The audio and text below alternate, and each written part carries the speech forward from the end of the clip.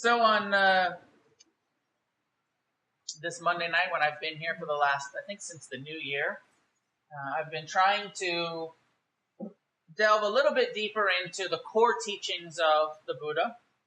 The first teachings, the turning of the wheel, which are the Four Noble Truths and the Eightfold Path. And so we, over the last few months, have gone through, while I've been here, I've covered the first noble truth, that there is suffering and difficulty and stress and confusion, and it's a given in life. It's unavoidable. Everybody's having a hard time. If you're having some difficulties in your life, welcome to being a human being. And that there's a cause for some of the suffering, some of the unnecessary stress, and that is this sort of addictive craving, self-centered attachment. And that there is liberation, nirvana, the third noble truth, that, this is like the big carrot that says you can get free in this lifetime.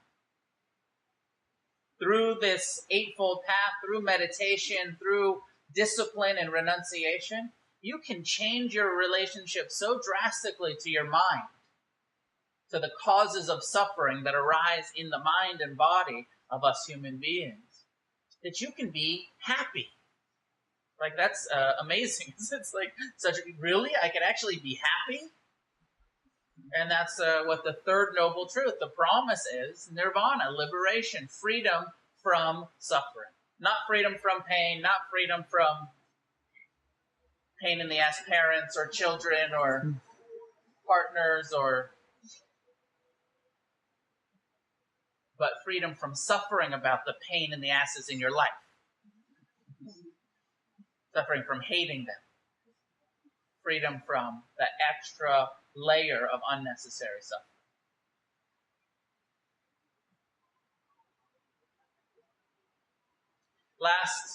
And then we had to take 2 weeks on the first factor of the Eightfold Path, because I didn't get very far. The first factor is wise understanding, right understanding, and the Buddha goes into detail about karma and the truth of karma as a law of existence, and not a philosophy, but what's really happening here is that everything matters. Everything's important.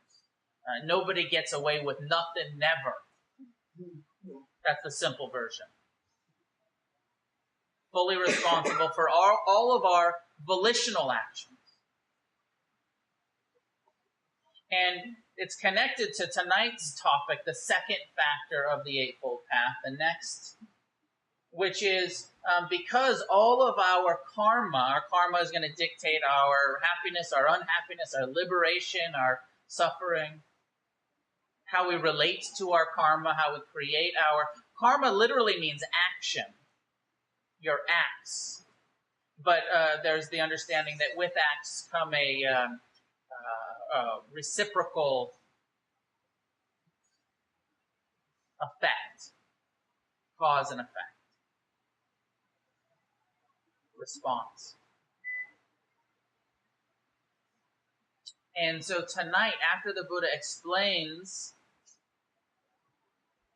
the importance of understanding this world and the importance of understanding that hatred is going to just lead to more hatred, and ignorance is going to lead to just more ignorance, and that we have to realign our understanding and come to wise intentions and wise thoughts, and training the mind to think and to intend. The second factor is translated by different people differently.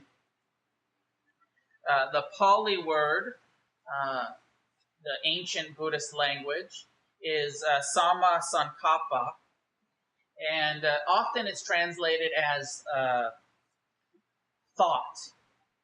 Sometimes it's translated as intentions. I like intentions a little bit better, but it makes some sense to actually put them together and say wise, intentional thoughts. Because there's a very, very important distinction between intentional and unintentional thoughts. Intentional and unintentional actions. or using the word volitional and or non-volition.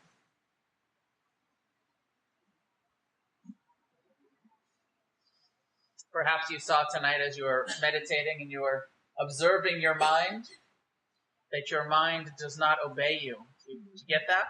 You tell your mind to shut up a couple times and your mind kind of laughs at you and says, "You think you're in charge? You think you can just stop me?" It becomes painfully clear that the mind has a mind of its own, and that it's inner anarchy in there. You're not actually in charge of your mind completely. It's occurred to me more and more of the connection with mindfulness of the breath, and you can see that as you breathe, that the body breathes all by itself, that it's an involuntary muscle, the lungs. They just breathe all by themselves. You can have some influence over whether you breathe deeply or you breathe shallowly. You can influence the breath, but you're not really in control of it all of the time. And there's the experiment of, you can hold your breath until your body passes out. If you really think you're in control, right? Try to stop breathing. It's like trying to stop thinking is a little bit like trying to stop breathing. You can stop breathing until you pass out, and then the body will keep breathing without your permission. And the mind is a little bit like that. As it turns out, the mind is sort of a involuntary muscle that just thinks all by itself. You can sit here when you get grounded and get some skill at mindfulness, and you can just watch these thoughts arising out of nowhere and then dissolving into nothing. And it's really clear, it'll become more and more clear, if it isn't already, how these are thoughts without a thinker. You're not actually thinking these thoughts. These are non-volitional thoughts that are just the programming of the mind, old habit, energy of the mind. Not your fault. But your responsibility, our responsibility, is how we relate to what arises in the mind. And beginning to see the difference between what thoughts am I volitionally and intentionally thinking? How am I using my mind? Am I stuck in negative thinking a lot? Am I intentionally getting hooked into hatred and judgment and resentment? How much of the time am I using my mind to hate? To be a full-time hater? Living on Hate Street. That joke works better in San Francisco.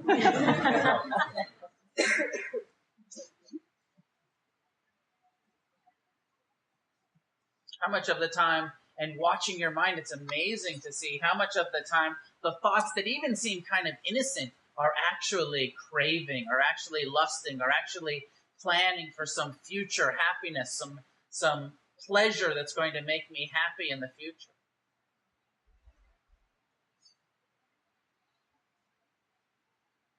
Next time I'm here's topic will be action and intentional action. But right now, just talking about the thoughts.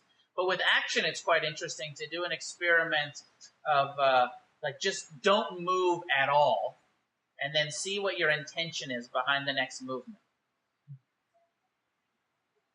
Even right now. Don't blink.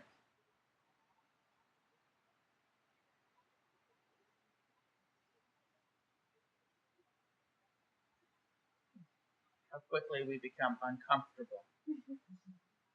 And like me, I just noticed, I was smiling, and I was like, I don't like this. And my self-consciousness and this intention to, get out of, I was uncomfortable. And I moved my facial features because I was craving for something more comfortable, for pleasure. Even that low-level lust for comfort, craving for freedom from this discomfort.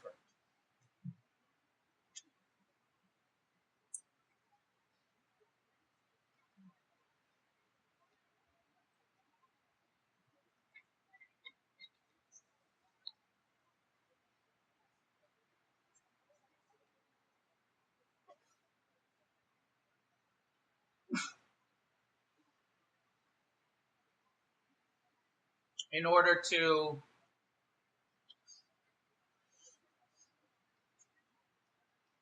walk this path, this eightfold path that will lead to our liberation and our freedom, the second factor, one of the keys to our liberation is going to be training the mind. Is training the mind to think wise thoughts and to avoid unwise thoughts. Now again, intentional. To intentionally cultivate wise, appropriate, liberating patterns in the mind. It's really interesting to me that the Buddha actually understood neuroscience 2,500 years ago. He actually understood neuroplasticity, and that even an adult can create new neural pathways in their mind. And he used the analogy, he said, the mind, he said, sometimes it's like a stone. And if you can repeatedly drop water in one place in that stone, it'll eventually cause a groove in that stone. And if that droplets are greed and hatred and delusion, you're going to get a whole bunch of greed, hatred, and delusion pathways in your mind. And you're going to think greedy, hateful, and delusional thoughts your whole life. And the setup actually is that we're born with a propensity, based on our survival instinct, towards craving and attachment, towards aversion and hatred, towards self-centered delusion. And so we're already kind of, the chips are already stacked against us, because the mind already has these sort of bad habits from birth. Not even your fault, like you're just fucked from the beginning. And then you come to spiritual practice with a mind that has a whole bunch of bad habits towards self-centeredness, towards anger, towards fear, towards... And the path offers us a way to create new thought patterns.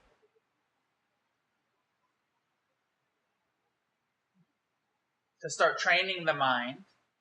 You know, also, we all have some kindness, some natural, but even before you start meditating, hopefully you see there's some kindness in there, and some compassion, and some good habits of mind. It's not all hell in your mind, I hope.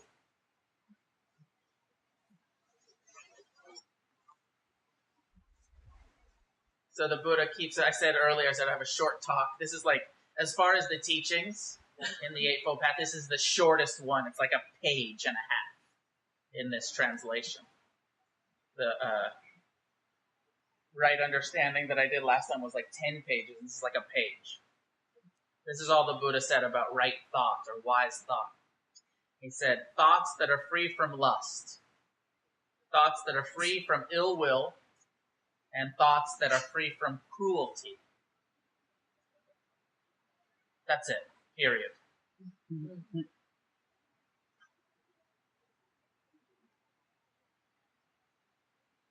Free from ill will, free from cruelty, free from lust. And lust there's a continuum from lust to greed to any kind of really clinging or self-centered craving. It's not just sexual lust. He's not just talking about sense pleasure lust. It can be lust for money. It can be lust for material things. It can be lust for attention.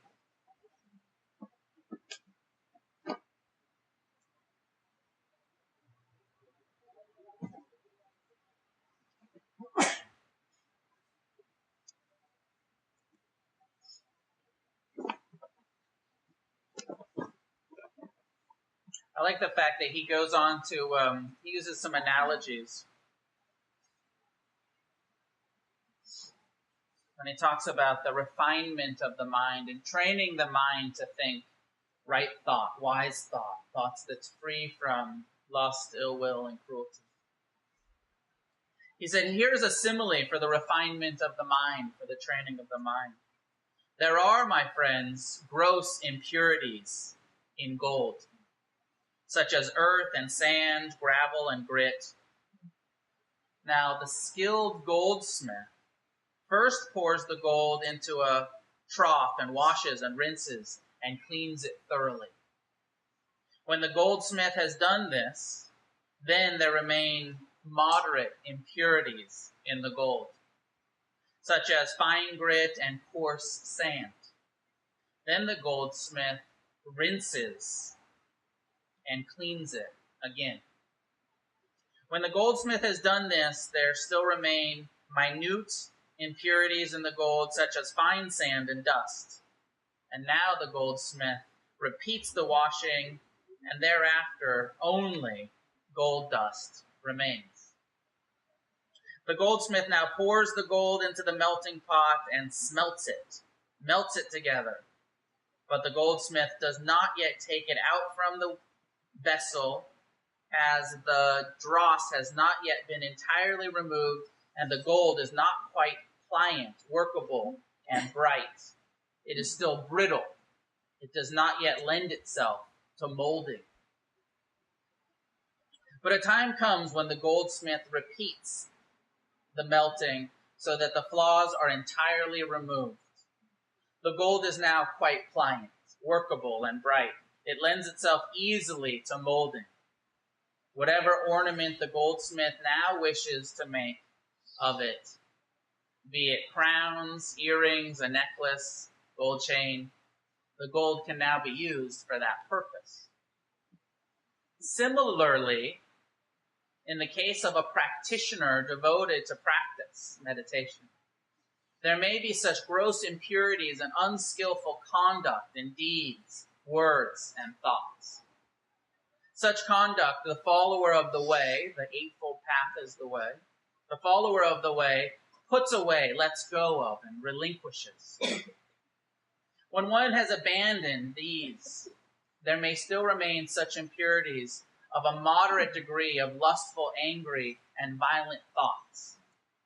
So this is really important. He's saying even in renunciation, even though you're following the 5 precepts perfectly in action, no longer killing, no longer stealing, no longer lying, no longer acting unskillful with your sexuality or indulging in intoxicants, even with purity of conduct, you have relinquished, you have put aside the gross impurities of your life, but still remain such impurities of a moderate degree of lustful, angry, and violent thoughts. Such thoughts the follower of the way gives up, puts away, lets go of, and relinquishes. When one has abandoned these, there may still remain such subtle impurities as clinging to relatives, to nation, or to one's reputation. Now, I got to back up a little bit and say, gives up, puts away, lets go of, relinquishes. Sometimes it can sound, the traditional teachings can sound a little too much like, oh yeah, I'll just stop thinking those thoughts. 40 years of a bad habit of, self-hatred, but I'll just never think that again. 40 years of anger and judgment, but I'll just stop. I'll relinquish those kind of thoughts. Not that easy. Those thoughts, that neural pathway is deep grooved. The habitual reactive tendency of the mind, even after 25 years of my own meditation practice, I'll be watching my mind and I can't believe what it says sometimes. Sometimes in meditation, I like to just pretend like I have dementia. It helps me not take it so personally. Like, I can't believe my mind is still this insulting. this angry, this afraid, this self-centered. With meditation, we have some success in changing our relationship to the mind, but it doesn't get rid of it completely. So sometimes it sounds a little, just set it aside. Relinquish those kind of thoughts. Not that easy. Much more hope around a radical change in how we relate to the mind, and not pretending like, well, if I just meditate long enough, my mind will stop that shit. I'm not even convinced that the Buddha's mind stopped that shit. As you know, many of you know, I'm like to talk about the Buddha's relationship with Mara. Mara being this sort of difficult character in the Buddha's life. It's an analogy for his own mind, for greed, hatred, delusion, and how it kept coming back even after his enlightenment. But that his perfection wasn't that it never arose again, but that he related wisely to it. He said, I see you, Mara. I see the greed, I see the fear, I see the old mind habit patterns coming, and I relate to them. I don't pretend like they're not here.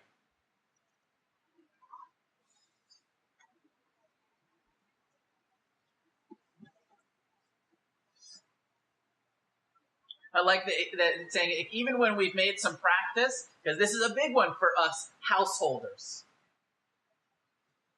Subtle impurities, such as clinging to relatives or to nation. You know, I'm an American, goddammit. Or maybe more like it, like I'm a West Sider, goddammit. My nation. Or you see that in sports fans, right? I don't know how many sports fans there are in here, but people suffer about their identification with a team, not even their nation or their families. Or it always shocks me when spiritual people are like suffering about the fucking playoffs. Really? You're going to allow yourself to suffer about identification with whether those billionaires are winning or not winning? Is that really, really? No judgment.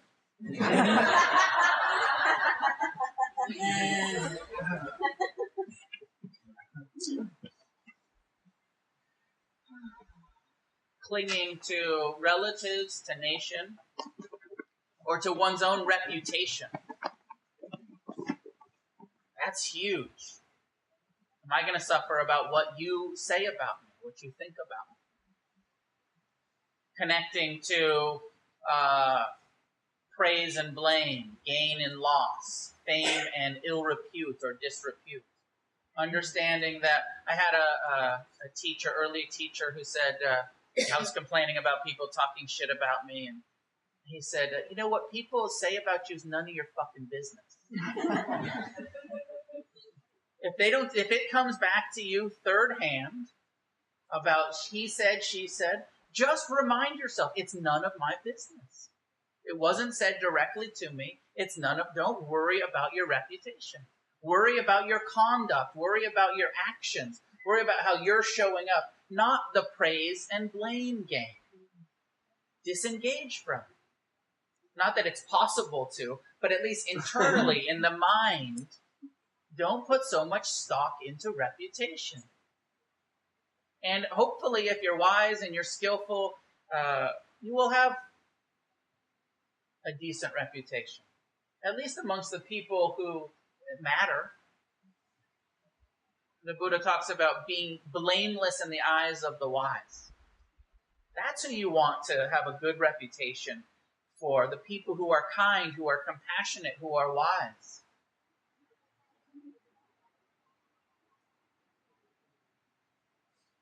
The mind is a merciless critic.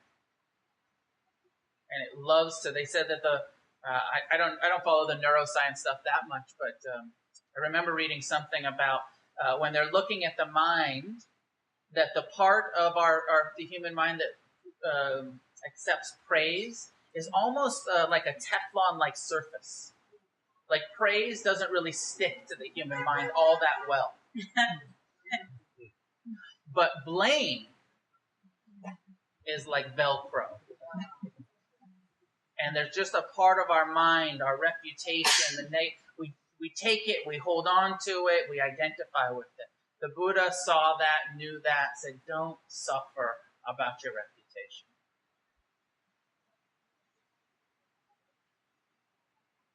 He says, even when this attachment to your relatives, now let me back up a little bit, remain subtle impurities of clinging to relatives. Now this is big because I think most of us think we're supposed to cling to our children, to our partner, wife, husband, boyfriend, girlfriend. You think you're supposed to cling? On some level, and there's a semantic here, which is what we're, from the Buddhist perspective, what we're supposed to do, the healthy thing, is connection, not clinging. And several people actually said their intention was connection. And that there's a in Buddhism between clinging to relatives or friends or anybody, which is this, it's holding on, it's attachment. And that the ideal for your relatives, in this case, your lovers, your loved ones, is non-attached connection. Clinging, non-attachment. Not detachment. Detachment means I am separate from you. Detachment means I'm separate from you. Non-attachment means I'm connected to you. I'm feeling you. I'm touching you. I'm embracing what's happening for you and for me, knowing that we're impermanent processes unfolding together. Non-attachment, non-clinging to our relatives is the state of liberation. You don't have to cling. Clinging always hurts. Because we're changing, because we're impermanent, and when somebody tries to make us not change, not be impermanent, it's either a stifling, a suppressing, or it's a sort of holding on kind of, I like to talk about the rope burns that clinging always creates. Was there a clarification? Yeah. Clinging and missing. We use the word missing. Yeah. And I think it has different meanings for different people. And how you relate to that. You say it's long and like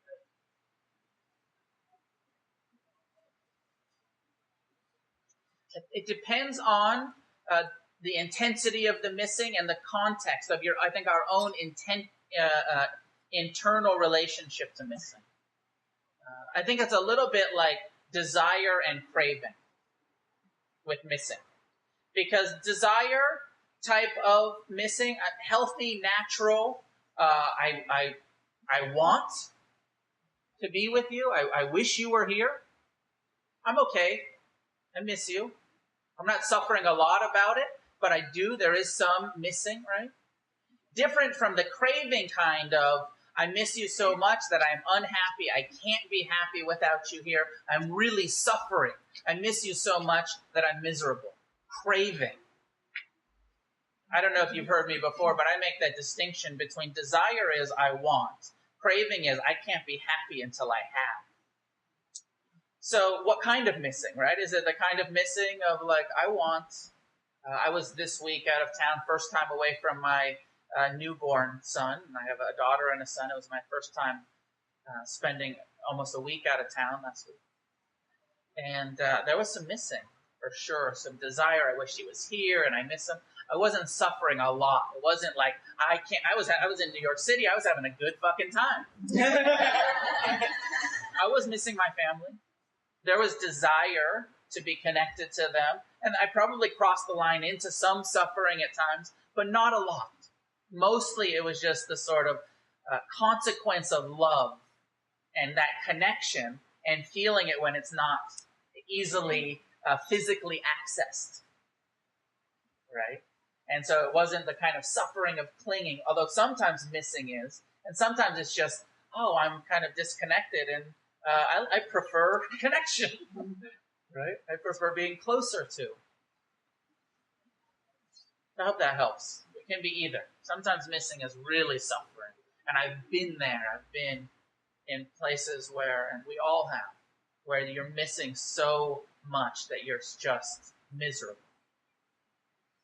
And sometimes it's I miss, but I'm okay. I'm at ease with the missing, where I am totally not.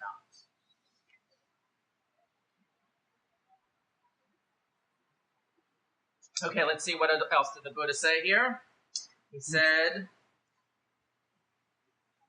when one has abandoned these, talking about the refining of the mind states, when you've abandoned clinging to relatives, to nation, or to one's reputation, there may still remain grasping to special states of meditation. Right? Kind of like, well, I'm not so attached anymore. My integrity is pretty impeccable, but now I want to dissolve into the bliss rainbow body. And I'm fucking pissed that it's not happening. Because on the last retreat, I got there, and then on this retreat, and that sort of suffering of trying to recreate and clinging to meditative absorptions or spiritual experiences. And the spiritual practitioner can create a lot of suffering in their lives of trying to get back to that one time in 1976 when everything was good. Before most of you were born.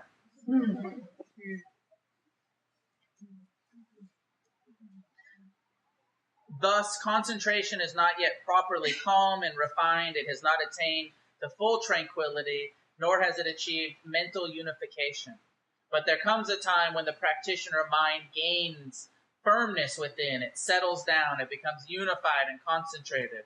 And with such concentration, the practitioner is able to direct the mind to the states of higher insight, which is seeing clearly the impermanent, impersonal, and unsatisfactory nature of all things. Having completed this initial purification, a follower of the way devoted to practice should from time to time direct attention to the three qualities of mind that I just mentioned. And the practitioner should from time to time pay attention to the states of concentration, the states of energetic effort, and the states of equanimity. So it goes on and on. He goes back into the goldsmith. I love the fact that the Buddha often would teach in these analogies. He knew a lot about goldsmithing. Pretty sure that the Buddha was a Jew. Is that racist? I can say that because I'm a Jew, right? Maybe not. I don't know. He goes back. He says, suppose a goldsmith builds a furnace, lights a fire in its opening, takes the gold with a pair of tongs and puts it into the furnace. From time to time, the goldsmith blows on it. From time to time, the goldsmith sprinkles water on it. From time to time, the goldsmith examines it closely. If the goldsmith were to blow on the gold continuously, it might be heated too much. And so this is about effort. If the goldsmith continually sprinkled water on it, it would be too cooled. If the goldsmith were only to examine it closely, the gold would not to come to the perfect refinement.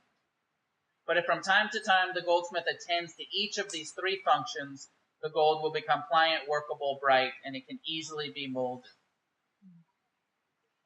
Giving this more holistic view of how to relate to our minds, of how to relate to the Eightfold Path. That it's not just meditation, it's not just ethical behavior. We're not only looking for impermanence or suffering, that there's this holistic thing we're looking for. Am I balanced? Am I putting enough effort in? Am I renouncing what needs to be renounced? Do I have ethical integrity? Are my thoughts lustful, cruel, and filled with ill will? Or are they generous, not attached, but based on kindness, based on generosity? Am I training my mind? Am I beginning to think intentional thoughts of loving kindness, of non-ill will, of compassion, of non-cruelty?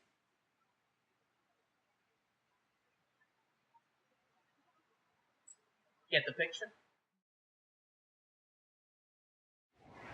May any goodness that comes from our practice be shared in all directions with all living beings.